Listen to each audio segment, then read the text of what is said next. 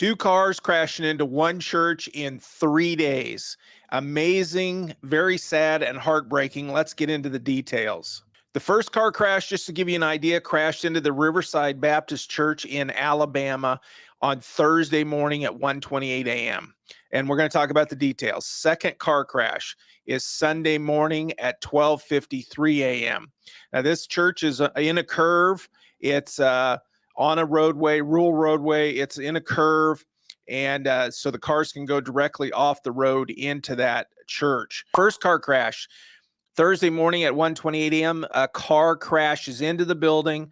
When fire goes on scene, the church is fully engulfed in flames, and it's destroyed by fire. And there's also determined to be a car that is inside the building as well. They later determine, after they get the fire put out, that this car has a body in it, and they later determine it's the body of 19-year-old Anthony Banks Jr.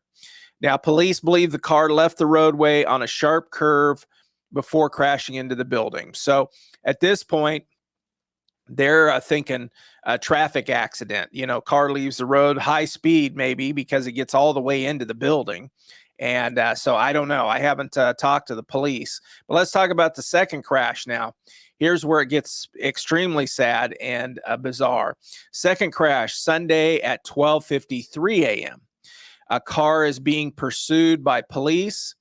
The car leaves the roadway, crashes into a brick wall at the church that's still standing, into the church, from what I understand.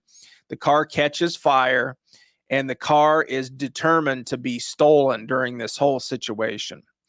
The operator of the car, a female, is killed in the crash. And that female is determined to be 19-year-old Jennifer Ariano Maldonado.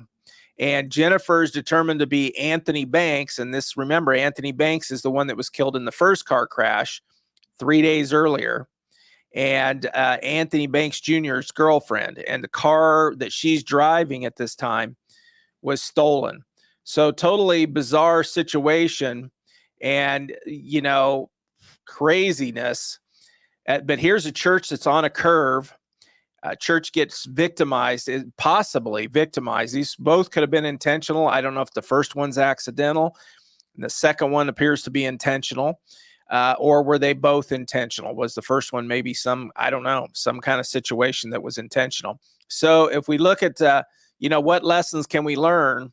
And, things are getting more and more bizarre these days.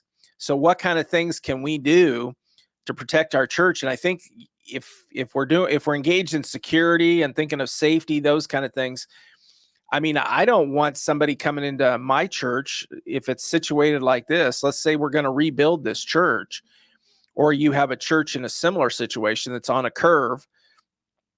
I need to protect my people. Let's say a car accidentally leaves the road. It's in a curve, and my people are all sitting in the church. And so how am I going to protect those folks? We got to look at this kind of stuff, even though things are getting more bizarre these days. Whatever you want to attribute that to, things are getting more bizarre, more difficult to keep people safe.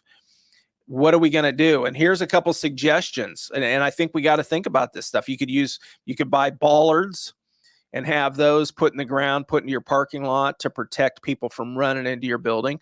Might be some investment. There's grants out there. You might be able to get some grants, federal grants, for that kind of stuff.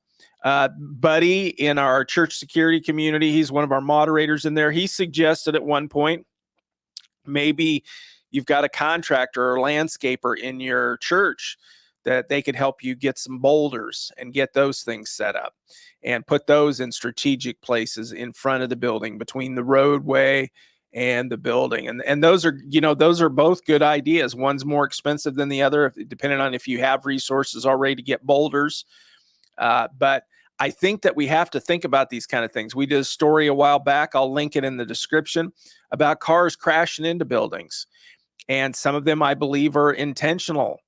And so how are we going to protect our congregation, especially if you're in a place where it's easy to leave the roadway and drive right into your church? And short term, you could make a couple of parking spaces right up front and park cars there during your service.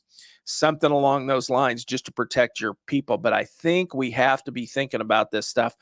And here is a sad example of why we have to think about that kind of stuff. Even though this occurred in off hours, what are we going to do to protect our people if there's an accident or an intentional situation like this occurring?